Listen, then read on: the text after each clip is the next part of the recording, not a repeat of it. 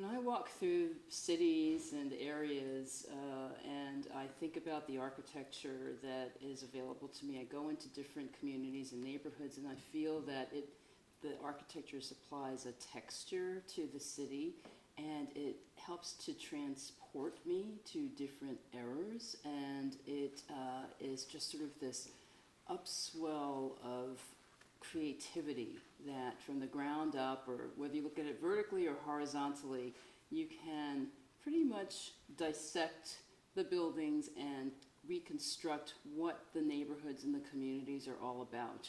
And so within each building, the materials that are used I find to be fascinating.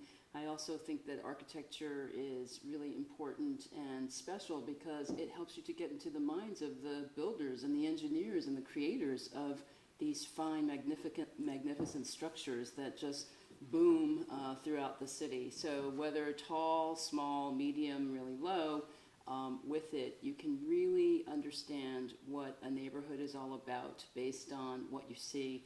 You can understand maybe when things are sort of discordant, you have different styles of buildings within a particular neighborhood or right on a block, you can probably assume that there were all kinds of social and political battles that occurred within, determining what was going to be. There's the idea of preservation that comes into it. So when I think of architecture, I think of a multitude of ideas that are available for people to think about. And I just think that architecture makes you think.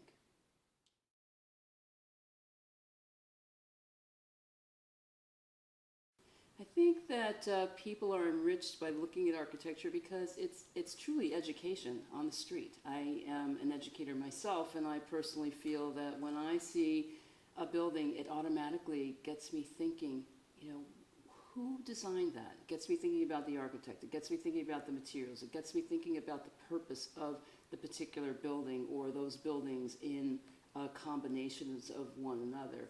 It makes me feel whether or not this is a historic district, if it's been preserved, if it's been created and it's new. So I think that architecture kind of starts dialogue within communities, and I think obviously that it creates character for a city, and it just helps to sort of contextualize the place where we live.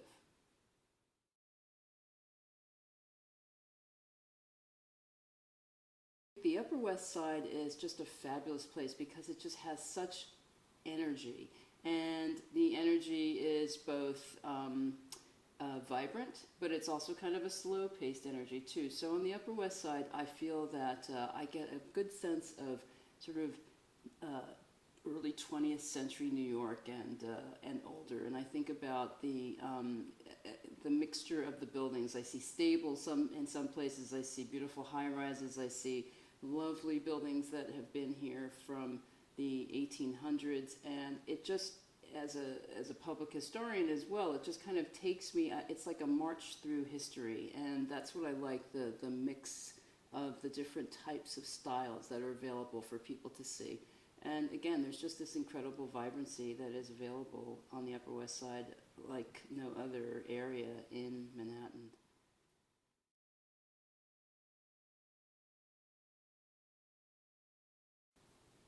Young students, I think, are often curious from the moment they just come out and they're entering schools and they're in social situations. They're constantly asking questions. They want to know. They're natural investigators. And I think that at early ages, they are sponges and can take in so much information. And I think that it's really important to introduce architecture at a young age because it helps children to understand. I always say, know where you live. And it's important for children to understand the places in which they go in and out of, where they play, where they study, where they visit. And the city offers so much of a learning experience for the students to understand all forms of disciplines. They can learn math, they can learn science through the engineering of things. How did these things, how were they constructed, what replaced it, what was on the ground before it, why is it the way it is today? So it just raises a lot of questions. It takes them through a historical process. They are investigators, they can become sort of detectives. There's art within the built environment, so kids can go out and sketch and draw, and they can be encouraged to look and notice all the different intricacies of building and development, and there's just elements of surprise all about, and that's what learning is about, and that's what children are about. They're elements of surprise, and I think that you have a great opportunity to introduce just how the city is laid out and what it can mean to a child.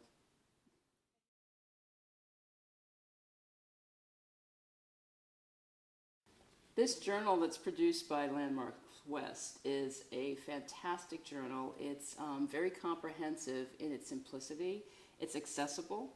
And what I really like about it are the various components that sort of take children through, and teachers and adults. Everyone can use this book, actually, because there are so many ways of approaching learning and understanding architecture.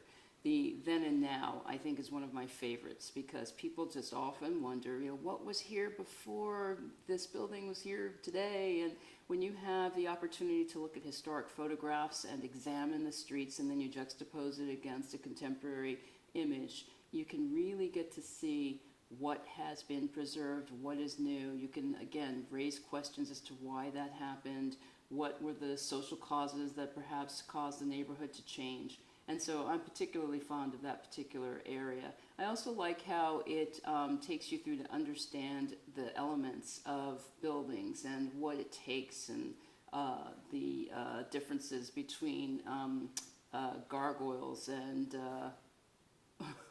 oops, what's the other? Grotesques. Gargoyles and grotesques, for example, and cornices and things of that sort. Really, there's a vocabulary in here that helps to allow people to sort of understand buildings. There's, again, just as the city offers all kinds of texture, the texture is laid out inside this great journal.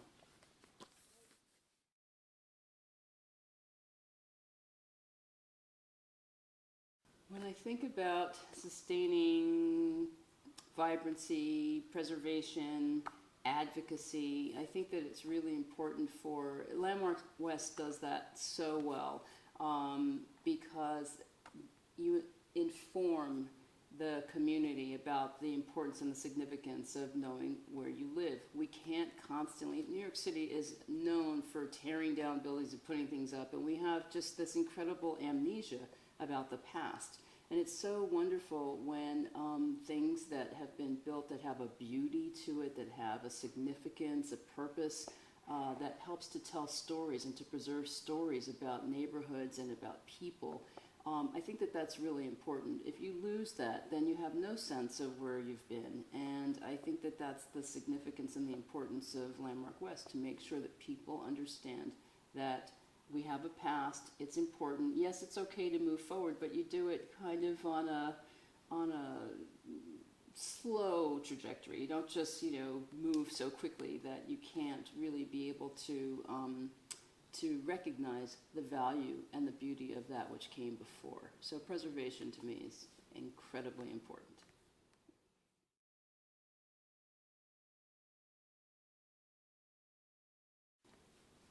25 years is a long time for a small organization to get out there and make a difference to preserve 2,700, is it? Right? 2,700 buildings and areas, and kudos to you for all of that work that you've done over the 25 years.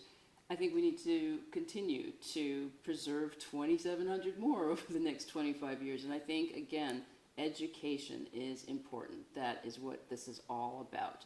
And I think that the more you make people aware, people just take things for granted. We take the buildings, we take the built environment for granted, and it's so important to really take that and,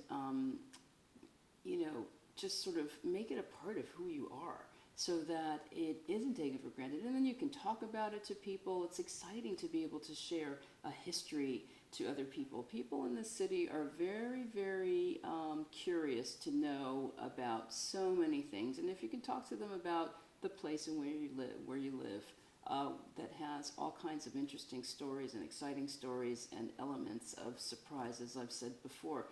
I think that that is the goal. Also, we have the issue of sustainability right now, and that's going to be an interesting area for Landmark West to sort of venture into in trying to be a part of this movement to help to with the greening and the environmental issues of the Upper West Side. How are we going to save this planet? How are we going to save this community?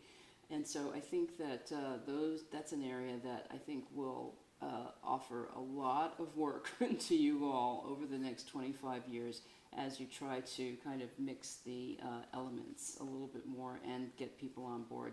And I think that because that's a great way to involve students in particular, because they are concerned about their future. What's in it for me, and what's in it for what is our future? And I think that you're at a really great point to introduce this caretaking of the neighborhood, this caretaking of the buildings. Kids want to take care of things, and I think this is a prime opportunity for you to do that.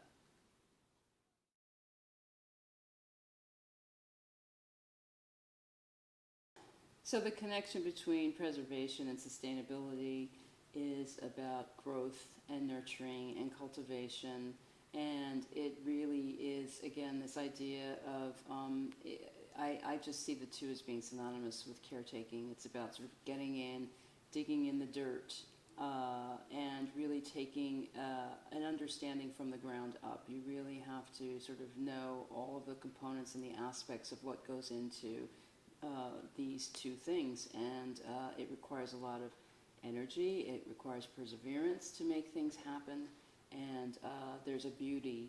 The outcome is the beauty of what you get from combining the two.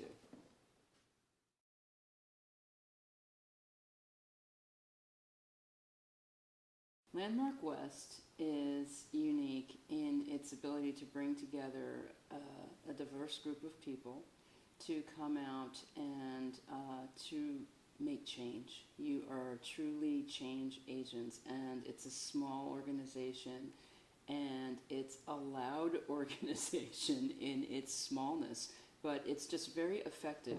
Arlene Simon as the leader is just somebody that you want to get to know. There's a real sense of, there's a passion that is behind Landmark West, which I think is the key ingredient for making the changes that have occurred. And not everyone likes Landmark West for what they believe in, and that's okay, because that gets us into really interesting dialogue and debate.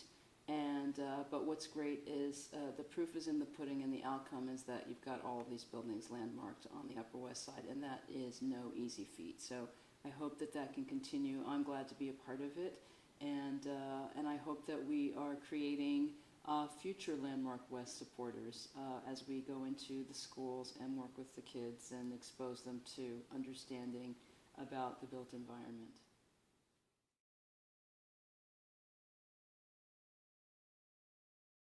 I would like to see Landmark West grow in terms of the education force that's out there. Again, that's your small group. Everyone is an educator for sure, but I think that it would be great if Landmark West could find itself in the number of schools throughout the Upper West Side on a more regular basis. I wish that the programs could be a little bit more integrated into the curriculum, so that schools will find that they actually need to use you to learn more about it. It's not just sort of a happenstance kind of thing, but I would love for the educational purpose to be more intentional on the parts of the schools. And I would also like to see the more youngsters being part of Landmark West, to be, maybe there's a youth advisory board that can help to inform the community, because I think the community listens more when they hear it from children, and there's a lot of kids out here who are very articulate and have a true understanding of what it means to be involved in preservation, historic preservation, or preservation of any sort, and understanding their neighborhood. So I think that it's really important to continue to latch on to the children and use them as an arm to make sure that they are your change agents as well.